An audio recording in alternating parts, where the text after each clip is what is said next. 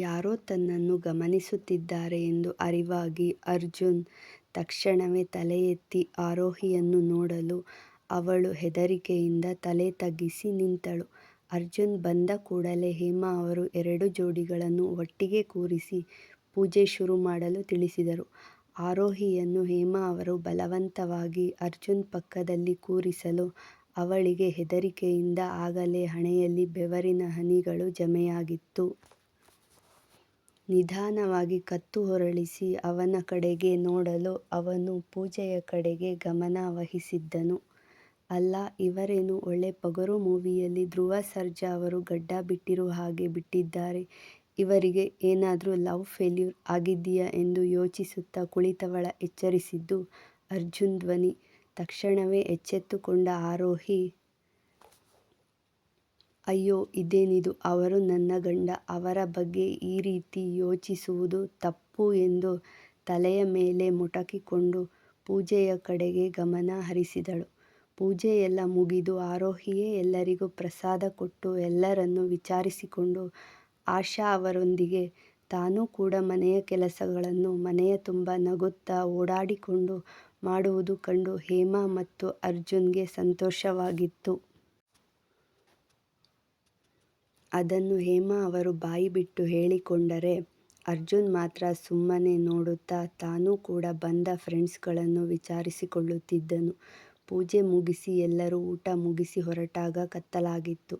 ಹೇಮಾ ಅವರು ಆಶಾ ಅವರ ಬಳಿ ಮಾತನಾಡಿ ಮುಂದಿನ ಶಾಸ್ತ್ರದ ಬಗ್ಗೆ ಮಾತನಾಡಿ ಆರೋಹಿ ಮತ್ತು ನಿತ್ಯಾಳಿಗೆ ಸ್ನಾನ ಮಾಡಿ ರೆಡಿಯಾಗಲು ತಿಳಿಸಲು ಹೇಳಿದರು.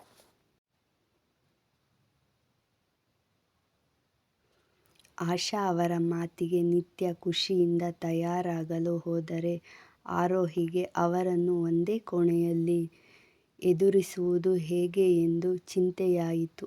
ನಿತ್ಯ ರೆಡಿಯಾಗಿ ಹೊರಗೆ ಬಂದ ನಂತರ ತಾನೂ ಕೂಡ ನಿಧಾನವಾಗಿ ಬಾತ್ರೂಮ್ ಹೊಕ್ಕು ಫ್ರೆಶ್ ಆಗಿ ಹೊರಗೆ ಬಂದಾಗ ಹೇಮಾ ಅವರು ಅವಳಿಗೆ ಸೀರೆ ಉಡಲು ಸಹಾಯ ಮಾಡಿದರು.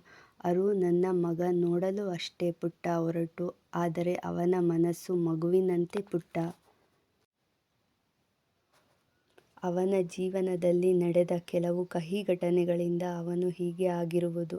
ಅವನು ದುಡುಕಿ ಏನಾದರೂ ಅಂದರೆ ಕೋಪ ಮಾಡಿಕೊಳ್ಳದೆ ಅವನನ್ನು ಸರಿ ದಾರಿಗೆ ತರುವುದು ನಿನ್ನ ಕೈಯಲ್ಲಿ ಇದೆ ಪುಟ್ಟ ಎಂದು ಅವಳನ್ನು ಅಲಂಕರಿಸಿ ಹೊರಗೆ ಬಂದರು. ನಿತ್ಯ ಆಗಲೇ ಆಶ್ರಯ್ ರೂಮಿಗೆ ತೆರಳಿ ತಮ್ಮದೇ ಲೋಕದಲ್ಲಿ ವಿಹರಿಸುತ್ತಿದ್ದರು.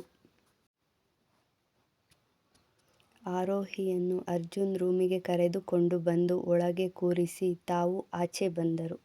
ಅರ್ಜುನ್ ಬಳಿ ಬಂದ ಹೇಮಾ ಅವರು, ನೋಡು ಅಜ್ಜು, ನೀನು ಈ ಮದುವೆಯನ್ನು ಇಷ್ಟಪಟ್ಟು ಆಗಿಲ್ಲ ಅಂತ ಗೊತ್ತು. ಹಾಗಂತ ಆ ಮಗುವಿಗೆ ನಿನ್ನಿಂದ ಏನಾದ್ರೂ ತೊಂದರೆ ಆದರೆ ನಾನೆಂದೂ ನಿನ್ನ ಕ್ಷಮಿಸುವುದಿಲ್ಲ. ಇದು ಕೇವಲ ಶಾಸ್ತ್ರ ಅಷ್ಟೇ. ಅದಕ್ಕೂ ಮುಂದಿನದ್ದು ನಿಮ್ಮಿಬ್ಬರ ಒಪ್ಪಿಗೆಗೆ ಬಿಟ್ಟಿದ್ದು. ಅರು ತುಂಬ ಮುಗ್ಧ ಹುಡುಗಿ. ಒಂದು ಇರುವೆಗೂ ಕೂಡ ನೋವು ನೀಡಲು ಬಯಸದ ಮಗು. ದಯವಿಟ್ಟು ಆ ಮಗು ಮನಸ್ಸಿಗೆ ನೋವಾಗುವ ಹಾಗೆ ನಡೆದುಕೊಳ್ಳಬೇಡ.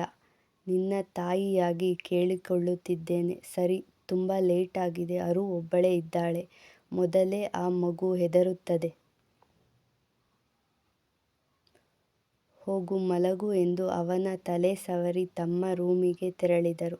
ಎಲಾ ಇವಳ ಬಂದು ಇನ್ನೂ 1 ದಿನ ಆಗಿದೆ ಅಷ್ಟೇ, ಆಗಲೇ ಅಮ್ಮನಿಗೆ ಅದೆಷ್ಟು ಮರಳು ಮಾಡಿದ್ದಾಳೆ.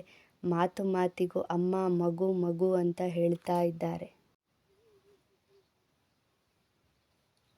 ಹಾಲಿನ ಲೋಟ ಹಿಡಿದು ನಿಧಾನವಾಗಿ ರೂಮಿನೊಳಗೆ ಆರೋಹಿ ಬಂದಾಗ ಅಲ್ಲಿನ ಅಲಂಕಾರ ಕಂಡು ಒಂದು ಕ್ಷಣ ಅವಳಿಗೆ ಹೃದಯ ಬಡಿತ ಜೋರಾಯಿತು. ಅಯ್ಯೋ, ಇವರ ಮುಖ ನೋಡಿದರೆ ಸಾಕು ಕೈಕಾಲು ನಡುಕ ಶುರುವಾಗುತ್ತದೆ. ಇನ್ನು ಇದೆಲ್ಲ ಹೇಗಪ್ಪ ಎಂದು ನಿಧಾನವಾಗಿ ನಡೆದು ಬಂದವಳು ಹಾಲಿನ ಲೋಟ ಟೇಬಲ್ ಮೇಲೆ ಇಟ್ಟು ಸೀರೆ ಸೆರಗು ಕೈಯಲ್ಲಿ ಮುಷ್ಟಿ ಮಾಡಿ ಹೆದರುತ್ತಾ ಉಸಿರು ಬಿಗಿ ಹಿಡಿದು ಕುಳಿತಿದ್ದಳು. ಬಾಗಿಲು ತೆರೆದ ಶಬ್ದಕ್ಕೆ ತಕ್ಷಣವೇ ಎದ್ದು ನಿಂತು ಅರ್ಜುನ್ ಮುಖವನ್ನು ನೋಡಲು ಅವನು ಒಳಗೆ ಬಂದು ಡೋರ್ ಕ್ಲೋಸ್ ಮಾಡಿ ಬಟ್ಟೆ ಹಿಡಿದು ಬಾತ್ರೂಮ್ ಹೊಕ್ಕು ಫ್ರೆಶ್ ಆಗಿ ಹೊರಗೆ ಬಂದಾಗಲೂ ಆರೋಹಿ ಹಾಗೆ ಹೆದರಿ ತಲೆ ತಗ್ಗಿಸಿಕೊಂಡು ನಿಂತಿದ್ದಳು. ಅವನು ಸೀದಾ ಬಾಲ್ಕನಿಯಲ್ಲಿ ನಿಂತು ಒಂದೆರಡು ಸಿಗರೇಟ್ ಸುಟ್ಟು ಒಳಗೆ ಬಂದಾಗಲೂ ಹಾಗೇ ನಿಂತಿದ್ದ ಆರೋಹಿ ಕಂಡು ಕೋಪದಿಂದ ಏನೊಂದೂ ಮಾತನಾಡದೆ ಸೀದಾ ಹೋಗಿ ಲೈಟ್ಸ್ ಆಫ್ ಮಾಡಿ ಬಂದು ಬೆಡ್ ತುದಿಯಲ್ಲಿ ಅವಳಿಗೆ ಬೆನ್ನು ಮಾಡಿ ಮಲಗಿದನು. ಅವನು ಏನೊಂದೂ ಮಾತನಾಡದೆ ಹಾಗೆ ಮಲಗಿದ್ದು ಕಂಡು ಸದ್ಯ ಏನೂ ಹೇಳಲಿಲ್ಲ ಎಂದು ನಿಟ್ಟುಸಿರು ಬಿಟ್ಟಳು. ಅಯ್ಯೋ, ಈಗ ಎಲ್ಲಿ ಮಲಗುವುದು? ಇಲ್ಲಿಯೇ ಇವರ ಪಕ್ಕದಲ್ಲಿ ಮಲಗೋಣ ಎಂದು ಬೆಡ್ ಮೇಲೆ ಕುಳಿತವಳು ತಕ್ಷಣವೇ ಮೇಲೆದ್ದು, ಇಲ್ಲ, ಇಲ್ಲಿ ಮಲಗುವುದು ಬೇಡ. ಆಮೇಲೆ ನನ್ನ ಪಕ್ಕದಲ್ಲಿ ಮಲಗಲು ಎಷ್ಟು ಧೈರ್ಯ ಅಂದರೆ? ಇಲ್ಲ, ಬೇಡ ಬೇಡ ಎಂದು ನಿಧಾನವಾಗಿ ನೆಲದ ಮೇಲೆ ಮಲಗಿದಳು. ಬೆಳಿಗ್ಗೆ ಬೇಗನೆ ಎದ್ದು ಪೂಜೆಯಲ್ಲಿ ಹೆಚ್ಚು ಕೆಲಸ ಮಾಡಿದ್ದರಿಂದ ಮಲಗಿದ ಕೂಡಲೇ ನಿದ್ದೆಗೆ ಜಾರಿದ್ದಳು. ಇತ್ತ ಎಷ್ಟು ಹೊತ್ತು ಕಣ್ಣು ಮುಚ್ಚಿದರೂ ನಿದ್ದೆ ಬಾರದೆ ನಿಧಾನವಾಗಿ ಕಣ್ಣು ತೆರೆದು ಹಿಂದೆ ತಿರುಗಿ ನೋಡಲು ಅಲ್ಲೆಲ್ಲೂ ಆರೋಹಿ ಕಾಣಿಸಲಿಲ್ಲ. ಸದ್ಯ ಆಚೆ ಹೋದಳು ಅನಿಸುತ್ತೆ ಎಂದು ಮೆಲ್ಲ ಎದ್ದು ಬಾಗಿಲ ಕಡೆಗೆ ನೋಡಲು ಅರೆ, ಡೋರ್ ಒಳಗಿನಿಂದ ಲಾಕ್ ಹಾಗೇ ಇದೆ. ಮತ್ತೆ ಅವಳು ಹೊರಗೆ ಹೋಗಲು ಹೇಗೆ ಸಾಧ್ಯ ಎಂದು ಮೇಲೆದ್ದು ಕೆಳಗೆ ಇಳಿದು ಬಂದು ನೋಡಲು ಆರೋಹಿ ಬರೀ ನೆಲದ ಮೇಲೆ ಮಲಗಿದ್ದಳು. ಈ ಹುಡುಗಿಗೆ ಏನಾದರೂ ಹುಚ್ಚು ಅನಿಸುತ್ತೆ. ಈ ಚಳಿಯಲ್ಲಿ ಅದು ಬರೀ ನೆಲದ ಮೇಲೆ ಮಲಗಿದ್ದಾಳೆ. ಏನಾದರೂ ಮಾಡಿಕೊಳ್ಳಿ ಎಂದು ಸುಮ್ಮನೆ ಬೆಡ್ ಮೇಲೆ ಉರುಳಿದರೂ ನಿದ್ದೆ ಅವನ ಬಳಿ ಸುಳಿಯಲಿಲ್ಲ. ಅವಳ ನಿದ್ದೆ ಕಂಡವನಿಗೆ ರಾಕ್ಷಸಿ ಅಂತವಳು ಅದ್ಯಾವ ಗಳಿಗೆಯಲ್ಲಿ ಈ ರೂಮಿಗೆ ಕಾಲಿಟ್ಟಳೋ ಏನೋ, ನನ್ನ ನಿದ್ದೆಯನ್ನು ಕೂಡ ಇವಳೇ ಕಸಿದುಕೊಳ್ಳುವ ಹಾಗೆ ಮಲಗಿದ್ದಾಳೆ ಎಂದು ಬೆಡ್ಶೀಟ್ ತೆಗೆದು ಅವಳ ಮೇಲೆ ಎಸೆದು ಬೆಡ್ ಮೇಲೆ ಉರುಳಿ ಎಷ್ಟೋ ಹೊತ್ತಿನ ನಂತರ ನಿದ್ದೆಗೆ ಜಾರಿದನು. ಎಂದಿನಂತೆ ಬೆಳಿಗ್ಗೆ ಬೇಗನೆ ಆರೋಹಿಗೆ ಎಚ್ಚರವಾಯಿತು. ತನ್ನ ಮೇಲೆ ಇರುವ ಬೆಡ್ಶೀಟ್ ನೋಡಿ ಅವಳಿಗೆ ಆಶ್ಚರ್ಯವಾಯಿತು. ಅರೆ, ಇದು ಇಲ್ಲಿ ಹೇಗೆ ಎಂದು ಅರ್ಜುನ್ ಕಡೆಗೆ ನೋಡಲು ಅವನು ಹಾಗೇ ಮಲಗಿರುವುದು ಕಂಡು ಇವಳ ಮುಖದ ಮೇಲೆ ನೆಮ್ಮದಿಯ ಮಂದಹಾಸ ಮೂಡಿತು. ನಿಧಾನವಾಗಿ ಮೇಲೆದ್ದು ಬೆಡ್ಶೀಟ್ ತೆಗೆದು ಅರ್ಜುನ್ಗೆ ಹೊದಿಸಿ ನಗುತ್ತಾ ಬಟ್ಟೆ ಹಿಡಿದು ಬಾತ್ರೂಮ್ ಹೋಗಿ ಫ್ರೆಶ್ ಆಗಿ ಕೆಳಗೆ ಇಳಿದು ಬಂದಳು. ಮನೆಯ ಮುಂದೆ ರಂಗೋಲಿ ಹಾಕಿ ದೇವರ ಪೂಜೆ ಮುಗಿಸಿ ಅಡುಗೆ ಮನೆಯಲ್ಲಿ ಬೆಳಗಿನ ತಿಂಡಿ ತಯಾರಿಯಲ್ಲಿ ನಿಂತಳು.